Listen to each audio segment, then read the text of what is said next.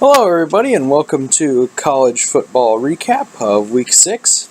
This week definitely had some twists, definitely with some things that went on in Norman and Ann Arbor, but we'll get to those here in a second.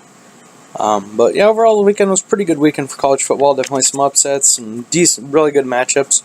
So let's get right into it. So this one occurred Thursday night. It was between NC State and Louisville, and we're also going to go over my great predictions I made, which are just so spot on, it's not even funny. I guess I didn't do too bad looking at these. I mean, obviously, I got a few of the toss-up games right. A few I missed too. But anyway, let's get right into it. So the first one was NC State and Louisville. NC State gets the win. Again, I had NC State winning this game. Again, I just don't think Louisville's as disciplined as they should be, and I think in ranked games that really makes a huge difference. I think they have one of the best quarterbacks in college football. Lamar Jackson is. But that only carry you so far. I mean, I didn't get to see the game, so I don't know the exact story of how they lost, but I think that was part of it. Again, even on ESPN, they don't tell you all that. I mean, for some reason, that kind of gets glossed over. It's not as cool to talk about that. But yeah, so we got a win for that. Let's go ahead and put a W next to that one on the list. Okay, next on here, this list and the list I recorded are different, so I kind of made the rundown based on that. Next we had Penn State at Northwestern. This game I thought would kind of be close at halftime, and then as things went on, it would get kind of, a little less competitive. And that's kind of how I guess it went. With Northwestern kind of keeping it 10. Oh, the dog's barking. Who cares? So, yeah, Penn State kept it close, or Northwestern kind of kept it close. And then, as time went on, Penn State obviously kind of... I mean, it was 10-0 at halftime. I mean, they did a good job of keeping it close then. Obviously, Penn State pulled away in the second half, so... kind of, I guess, but in the end, Penn State gets the victory. They move on to play. I forget who they play next week, but we'll get to that tomorrow. So let's go ahead and put a victory down for that one. Again, Penn State's one of those teams I think they're just going to have a bad game to lose. Pretty good. Next we have, on the list, we have Notre Dame and North Carolina. No shock here. North Carolina, honestly, is not what they were. They have been the last few years. They haven't really been that competitive football team they were. I think they've kind of fallen off the cliff a little bit, which is understandable when you lose what they have. Two good quarterbacks. They've had Trubisky and then, what was the guy's name before him? Forget his name, dang it.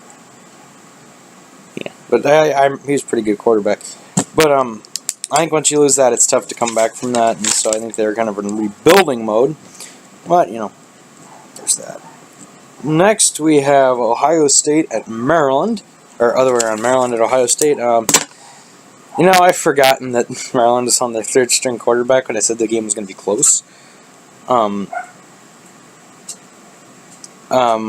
So yeah, and they lost their third string in the beginning of the fourth quarter too, so they're not on their fourth-string quarterback. I don't know how the other guy's, his name, if he's going to play next week, but it's not good for Maryland. I mean, in the end, I don't remember. Maybe Maryland's on their bye week again. I haven't written down the schedule for next week yet, but we'll do that when we go to the preview video next week. Maryland might have them on there because it's only ranked opponents and then one non-ranked team.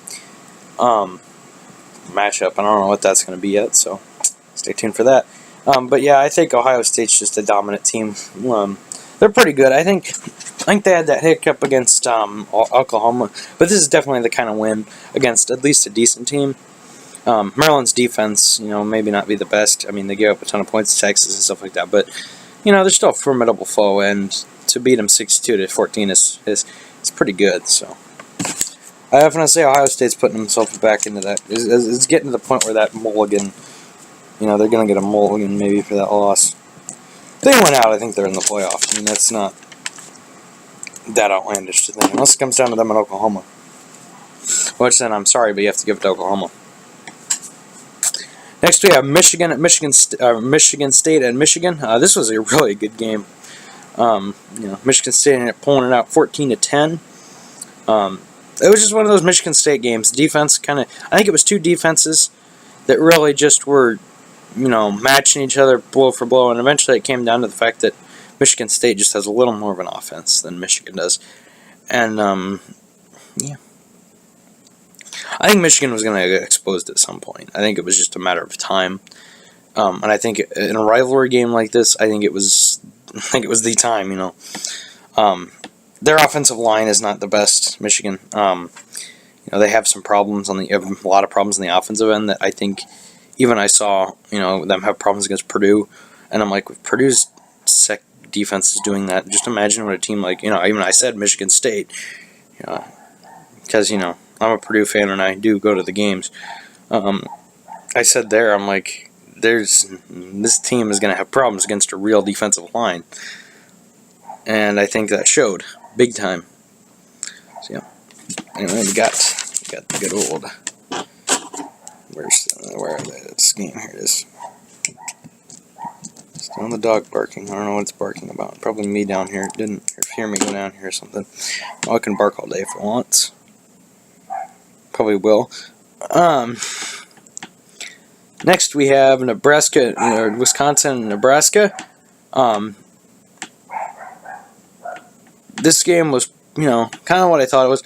I was sitting there watching it with my grandpa, and I said flat out when Nebraska scored a touchdown, interception return for a touchdown to tie the game.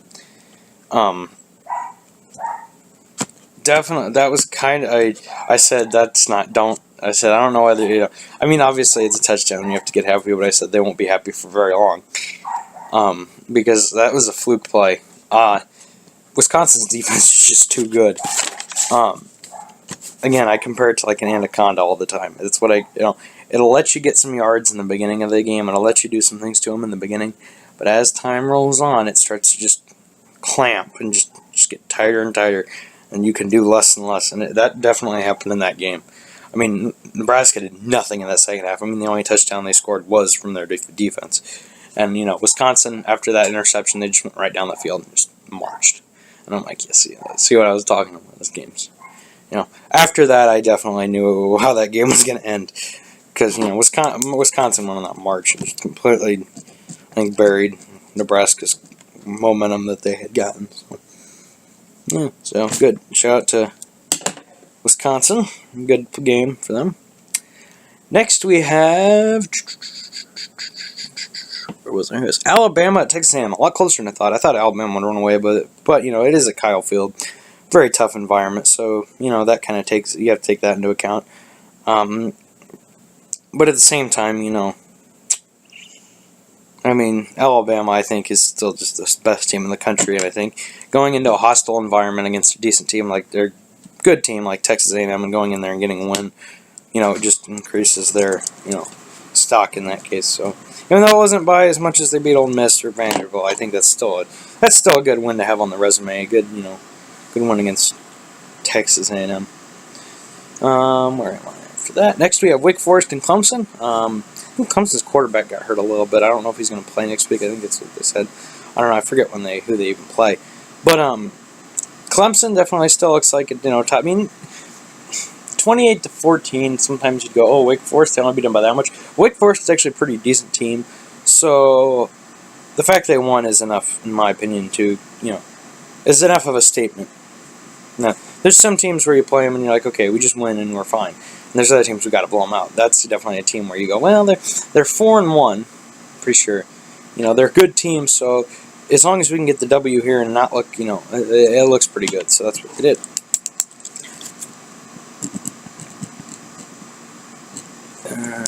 Okay, next we have, the good one. Iowa State and Oklahoma. Well, this one was definitely a shocker. Remember how I said that Iowa State just needed to go? I almost said, every time I hear about them, I hear about that stupid game against Oklahoma State, and it almost needs to go away. Or not go away, but you know what I mean. Like, it just, after a while, it starts. Well, they gave a new one to talk about. That's for sure. I think Oklahoma. I don't know. And they obviously didn't. Probably didn't even watch it, but watch the video. But they gave themselves another one to look at and say, "Haha, we're dangerous." I think that's almost what happens to teams like that. they for a long time don't beat anybody, and then you talk about that win, and then right when it's time to just say, you know what, who cares anymore, it's when they strike again. It's really funny. But Iowa State, yeah, I don't know. I think they may be a little underrated. I know they took Iowa to they played Iowa really well. That still doesn't justify Oklahoma losing. That's a tough loss, too. Like, that's a bad loss. I don't know. It starts a conversation of who gets a bid if that's between Oklahoma and a Pac-12 one-loss Pac-12 champion. I don't know. Because the Pac-12 one-loss Pac-12 championship, their loss might be against somebody good. And it's between them. I don't know. I think they'd still have a tiebreaker over Ohio State, maybe. Even though, I don't know. If Oklahoma can go the rest of the season undefeated, that's going to be their first goal, because they haven't played... They played Texas yet? They had to have, right? Or is that next week? I don't know. I think I would have heard about that. I don't remember if they played Texas or not yet. Texas, for some reason, beats them sometimes, and they shouldn't. But definitely, maybe... I think they did beat Texas. I don't know. Maybe it's next week, and I'm going to figure that out here in tomorrow when I did that preview. But, definitely, this is a game that Oklahoma needs to just somehow come, and just... I don't know. It's tough. It's a bad loss, really bad loss. I think it will impact a lot of things. It's not like a fluke. I mean, I don't know. We'll see. I don't know, because Oklahoma still has some pretty good games left. Obviously, they have to still play TCU. They still have to play Oklahoma State. They still have to... they beat Baylor. I mean, I think they still have to play Texas. Which Texas is one of those teams, a very inconsistent team, which in one way, it's like, they might show up bad, but then there's also that risk that they come up and play ready to kick some butt. So that's the bad thing about playing an inconsistent team. It's like the Jaguars almost, when they, it's like, we're playing the Jaguars. Wait, they're inconsistent. Well, they beat the Steelers yesterday because they were playing inconsistently good. That's the thing. So, inconsistent teams, you want to play them, but at the same point, there's a part of you that needs it. You have to remember too that they're inconsistently bad, they're inconsistently good too. So, but yeah, Oklahoma has some work to do. That's for sure. I don't think they can afford another loss now. I think their mulligan has happened, and if they don't win out, they're not going to the playoff. That's for sure. Next we have, actually, no, I need to go refer to this. Actually, I was right anyway. Next we have Georgia at Vanderbilt. I haven't actually, oh, wait a minute, what, I put a L or W by that. I need to put an L. Where is it? I need to put an L next to, where was it? Michigan. There we go. Any others I put W's next to that I was wrong? Really, we haven't gone over any of the games that have been wrong yet on other than those two, which I think everybody was wrong. I mean, I don't think many people picked Ohio State to win the game. Oh, yeah, I already put it there. Okay, so anyway. Moving on.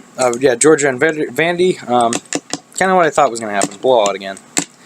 I think Vanderbilt had a good, favorable, easy schedule, but then when they're playing these teams that, just have more talent in them, it just goes downhill. So it's just a destruction fest. It's just tough for them. And Georgia definitely looks like a team that is probably going to be in the top 4 now. That could be an interesting SEC championship game. Well, that could be funny. I'm just thinking about this now. Both of them are undefeated. Georgia and Alabama, I don't play this year. I don't believe in the regular season. I have to check that. If they don't, and they both go into the SEC championship game undefeated, I don't know what you do. Because if one of them loses, how do you... Because their resumes are good. It's not like that's the thing. That's what I think I'm thinking about right now. Is they both have very impressive resumes. Oh, I don't know what happens there. That's a good thought process. That's a funny thing to think about. But anyway, we have like a month and a half to worry about that. Probably that'll sort itself out at some point. Next, we have Washington at Cal at Washington. Not a shocker. This was not a close game. Washington too good. I mean, I thought Cal would be a more competitive, I guess. I don't remember what I said in the preview video. I mean, it's easy to look back now and say that I didn't, but at the same point, I think I probably even said that this game might be close. But Cal, yeah, I mean, they played USC tough, but I mean, Washington, I think, is a little more of a polished team than USC is. So that's the reason for that, and I think, Washington did make a statement by beating a decent team, a good team, by that much. So, yeah. Next, we have West Virginia at, let's go ahead and actually do some W putting here. I think it was Washington. Right here. Oh. And then I don't think we've talked about anything else. Nope. Next we have Washington State at Oregon. Yeah, so this is a statement game. Oh, wait a minute, I skipped one, sorry. Well, we'll talk about this one real quick and then we'll go back. I kind of skipped West Virginia and TCU. This game, I think, proves Washington State's a contender. They're not a joke. You go on the road in Eugene and beat Oregon that bad, I think it's definitely a game that, definitely can make a season, that's for sure, and I think it did. I think it showed that Washington State is for real. Luke Falk is just amazing. I mean, I get it that Sam Darnold going into the year was kind of looked at, but if I was an NFL GM, Luke Falk would be on. If I needed a quarterback, he would be on that list. Just an amazing athlete. He's an amazing quarterback. He's not really that great of an athlete, but you don't need him to be because he just stands in that pocket. Sometimes he stays in a little too long. That's my real criticism of him, but that's okay because he doesn't make mistakes. That's the thing about him that I think is. He's a spread quarterback who doesn't make mistakes, and you don't see that often. Usually you see these spread quarterbacks who are gunslingers or, who do make mistakes. But Luke Falk, his touchdown to interception ratio this year is 19-2. And one of those was complete crap against USC. I forget what the other one was. But that other one against USC was a complete fluke. That first one. The one against USC was a complete fluke. So there you go. I mean, he's only thrown one. I don't even know what the other one was. It could have hit the guy in the hands and he dropped it and it went right in the hands of a defender or something like that. So both of them might not be his fault. But what I'm saying is the guy does not make mistakes that often. Hardly at all. And he sees the field unlike, he doesn't look like a college quarterback, that's for sure. The way he sees the field is very comparable to a guy like Manning. I mean, I'm not going to say he isn't that. I mean, don't get me misconstrued there. He's not Manning. What I'm saying is the way he looks at a field, he just analyzes the whole thing, and then he'll wait. He'll wait until he gets what he wants or he gets sacked. I mean, again, that's kind of the thing you don't like to see about him. That's the weakness, I would say, is that he gets sacked a lot. But at the same point, him getting sacked is a lot better than, with him especially, because he can, there were some of the passes I saw on the highlight reel in that Oregon game that were just, I don't even know where they came. I've never seen anything like that. I haven't seen anything like that in a long time. In a college quarterback, the touch and everything he uses on his passes is just insane sometimes.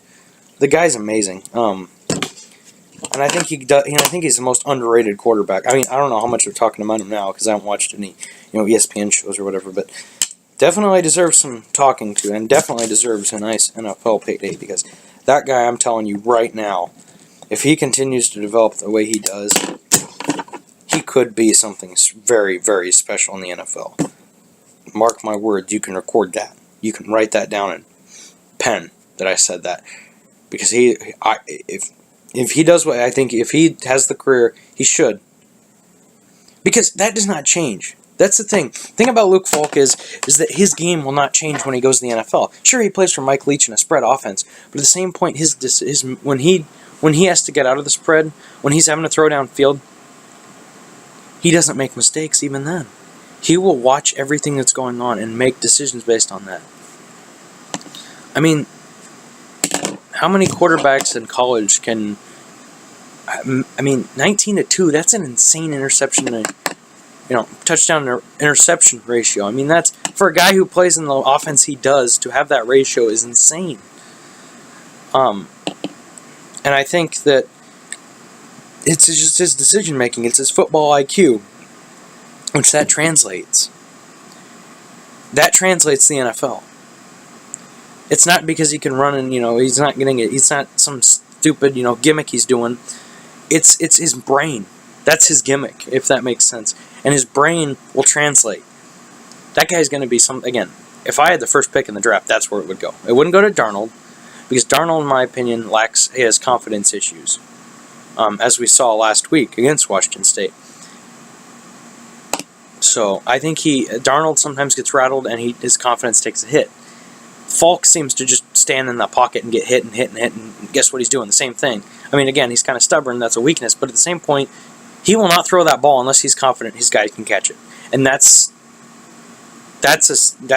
all you need sometimes out of a quarterback. A guy who's just going to stand in the pocket, make plays, and if he needs to take a sack, you have good enough defense that, if you have a good enough defense, honestly, he would be a perfect fit in somewhere like, Denver obviously has a quarterback. I was just reading this. A Sports Illustrated article on Simeon.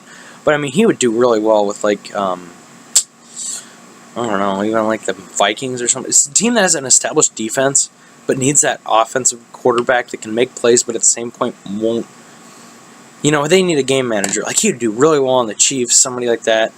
Those kind of teams, because he doesn't. He's not Alex Smith. He passes the ball, but he doesn't make mistakes, which is incredible. And it's not like he doesn't play good defenses. He played USC's defense last week. He played Oregon's defense this week. Both those teams have a combined 3 losses. So it's not like he's not playing against good teams. He is. Or did Oregon have a third? No, maybe they lost 2 games. I don't remember. All I know is this. Mark my words, Luke Falk will be a star in the NFL if he gets in the right system. If he gets in a system where he can be himself and play the game he wants to play, I would be very scary. It would be very scary. I'd almost be, maybe the 49ers. They can build back up their defense and then have him as their quarterback. That'd be be a good fit for him. Because honestly, it's between, I don't know who won the game last year, straight between the Jets. Yeah, I would not want to see him go to the Browns, personally, because, the Browns, I think they'd ruin him. But I think he'd be a good pick for the 49ers, that's for sure. Because I think the 49ers have a lot of pieces. They just don't have the centerpiece, and they're looking for that centerpiece. Their defense is kind of right now, but I think a lot of that is the fact that they don't have any offensive flow. That's kind of a thing that people don't realize, that when you have no offensive flow, it puts a great strain on the defense, and a lot of times your defense will look a lot worse than it is. Take a team like, I'll use Purdue as an example, okay? Say what you want, they're 3-2, what they do, they're beating, shooting. But the biggest improvement, I would say, this year from last year is that their offense stays on the field longer. And the fact is, Purdue's defense is not giving up nearly as many points as they were. Because what was happening is in the second half, they would start to become, porous, and people, you saw the Michigan game kind of highlighted it. That was a good example of, as the game went on, their defense started tired because the offense wasn't going anywhere, especially in that second half.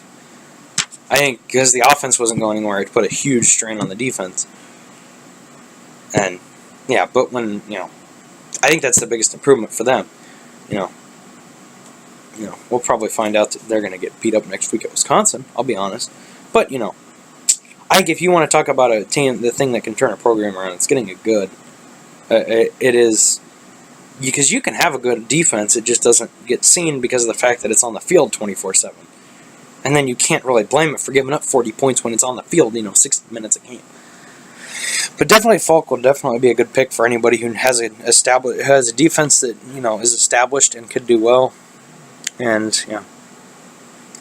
Next we have, so let's go ahead and put a victory. Okay, so next let's go to West Virginia and TCU. This one was a game in which I think a lot was learned. I think TCU's for real. I don't know if they'll go on. I don't know what's going to happen when they have to play Oklahoma. That could be a knockout blow to Oklahoma.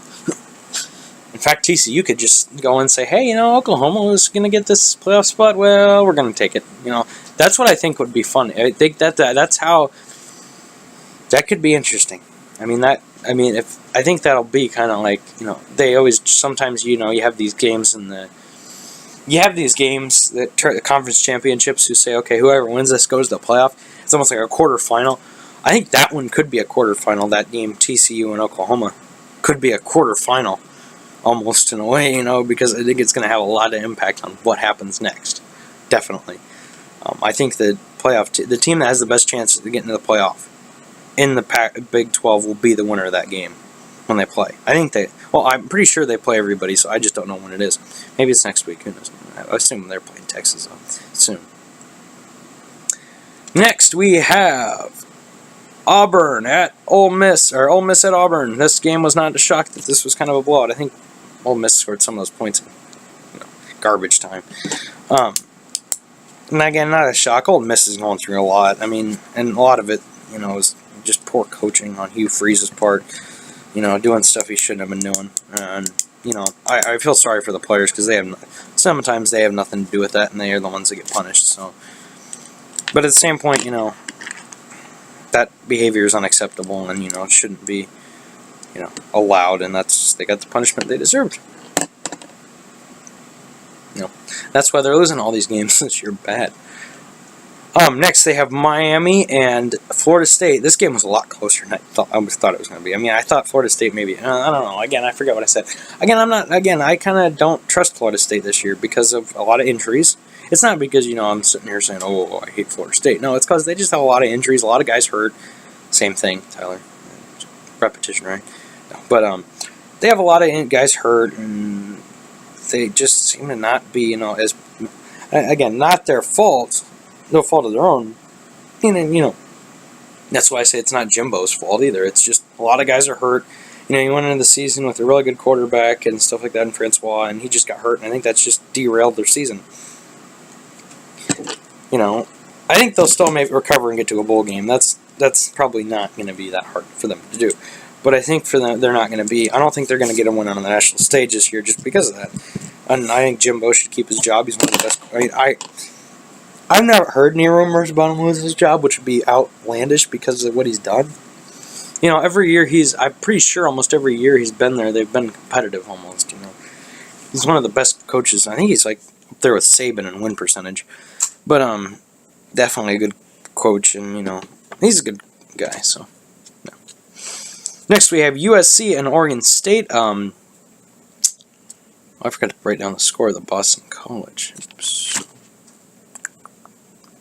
Oh, well, Virginia Tech won. That's all I needed to know. I forgot to write down that one. I'm just looking at this right now, and I saw that because it's the next game. But yeah, USC getting a win here is not shocking. Again, I think it's a good chance for them to get some confidence, and they better have gotten some confidence because now they have to play some more. I forget who they play, but it's more brutal, that's for sure. I remember talking about that on the preview last week. Is that it only gets worse from here. I mean, they have the last few games of the season are kind of not as challenging after that, but they have to play some good teams coming up, so. Yeah. Next, Virginia Tech gets the win over Boston College. I forgot to write down the score for Boston College. I'm pretty sure it wasn't a game. Or it was a close. Yeah, it's kind of close. I mean, I'd say anything under 20 is a closer game, depending on how the game goes, I guess. But just looking at score itself, I'd say under 20s, at least you made an effort. So, let's go ahead and put that one in. Let's go ahead and put that as a win. What's the other game I haven't written down yet? I don't see it. I think I already put it on there as a win. Yeah, I think I did. Where's Miami? There it is. And I already put it on this one. Then, Oregon State, USC, where is it? I know I didn't. I don't think I put that one on here yet. Maybe I did. Where is it? Did I not? Oh, here it is. Let's say I know for a fact I talked about their lack of confidence issues. So I know for a fact I picked that game. Next we have San Diego State and UNLV. Again, I don't know. I think UNLV kept it close a little bit. No. They got beat up. And, that's kind of to be expected. I mean, I thought it was going to be a little closer because I think they'd play as an inspired team. But I think in the end, San Diego State's just too talented. They're again in that conversation for Group of 5 bid. Definitely. And they're going to be playing their butts off every week to get a huge victory. So, yeah, there's that.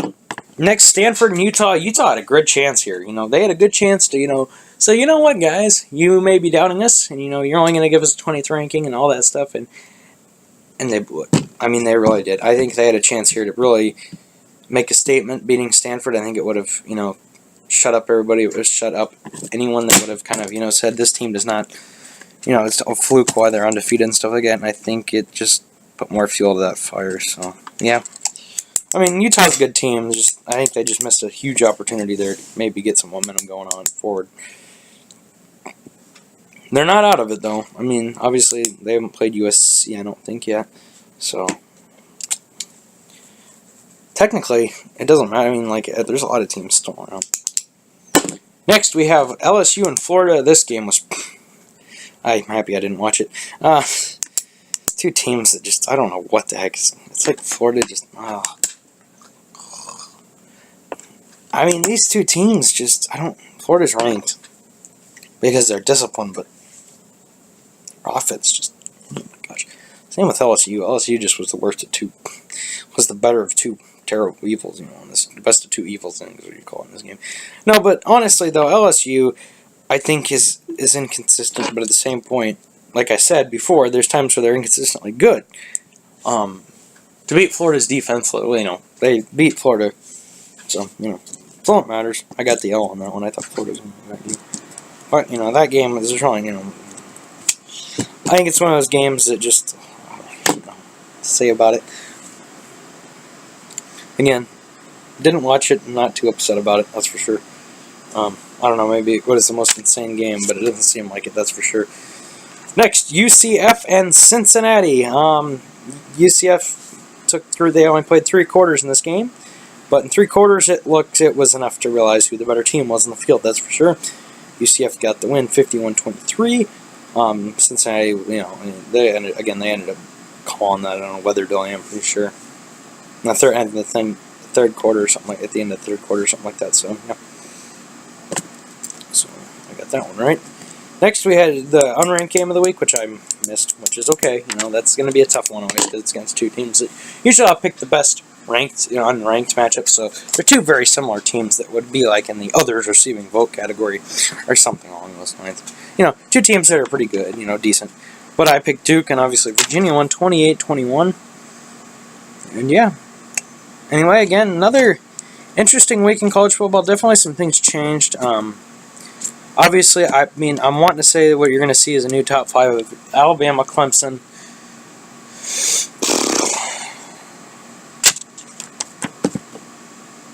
Who's 4? Penn State. I think Georgia may jump Penn State. I think you might look at... Well, I don't know. I think they're going to give it to Penn State. And they might have Florida jump them later. But definitely... Excuse me. It's Monday morning, guys. Bear with me. But I definitely would say that Penn State... I think Penn State 3 this time. Maybe that could be changed. I don't know. Again, they're probably out. I'm probably just stupid to look at them. But I'd say Penn State 3, Georgia 4, and the 5th one would probably be Washington. Actually, I'd jump TCU. I'd have TCU jump those. I'd have TCU jump to 5. I think they got a more impressive win. And then the thing about the AP poll is it doesn't matter week to week. You can flip-flop teams. The only ones that really matter are the college football playoff rankings. And again, this early in the year, it's still early on. I think the season's half over at this point for many teams. But, it's still early on, obviously. So, teams will lose. Teams will change position. What your ranking is now doesn't matter. As long, it's what your record is. And the fact of the matter is all the teams I've listed, Alabama, Clemson, Penn State, Georgia, Washington, which I think will burn out in Washington. TCU, I think, are in the top, my top 5 kind of. They're undefeated. So if either one of those teams, obviously it's obvious because one of them will lose. That's a guarantee because Georgia or Alabama will lose. So there's enough room given those 5 that if all of them go, there's one of them that's going to lose. Obviously Alabama or Georgia's going to lose. So, and I think it was sadly Georgia, but that's beyond the point. That's for our preview for the SEC championship game. But and I'd say there's probably more of a chance that one of them will lose anyway, just because of the fact that it's a long season in college football. It only takes one bad game. So, there's that. And Penn State, I'm pretty sure, still has to play Ohio State and Michigan, who, good teams. So, they could get a loss there. And, Georgia still has to play Alabama. Alabama still has to play Georgia. Those are two, obviously, there's reciprocal, as in, like, those two teams would have to, lose, get a loss there, unless, Georgia ends up losing a few games in the SEC, which, in the East, as long as they don't play Alabama, which I can't remember if they do or not, I think they'll probably go undefeated going into that SEC championship. But again, never know.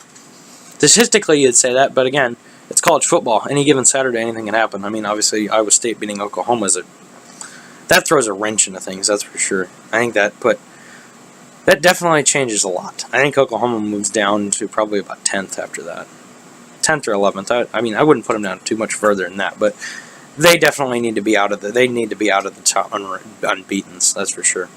Away from that kind of subgroup of teams. Because of that loss. It wasn't like it was a loss on the road against a ranked team. It was against Iowa State, so at home. So I think that definitely puts them at a disadvantage, and it should. And I think the rankings should reflect that. But again, what the AP thinks is not really important. It's what the College Football Playoff Committee thinks about all this. And we don't get to know that for another month. So, yeah. And I'll try to do a special on Tuesday nights if I can, maybe. It's kind of tough for me because I work until 10. But I can go over the rankings Wednesday morning. Maybe. We'll try. We'll see what goes on. Again, my schedule's kind of that's why I kind of do these videos on Monday and Tuesday, because Wednesdays and Thursdays are kind of hectic. So it's easier to do them instead of Thursday morning. It's easier to do them Tuesday morning. So anyway, guys, before I ramble on too much farther, it's been college football recap. Again, good weekend in college football. Definitely some exciting games. Next week, I'll be back tomorrow to give the preview to the next week. All your top, all your ranked teams, who they play, and who I think will come out victorious. This week we were. Let's tally up the votes or tally up the things real quick. We were 1, 2, 3, 4, 5, 6, 7, 8, 9, 10, 11, 12, 13, 14, 15, 16, 17, 17, and I believe 1, 2, 3, 4, 5. 17 and 5, that's not the worst thing in the world. I mean, definitely some room for improvement, but not too bad. 17 and 5 is not that bad. Anyway, guys, I'm Tyler here with College Football Recap. I hope you enjoyed this weekend of college football. Looking forward to another good one this weekend. Yeah. Anyway, guys, see you next time.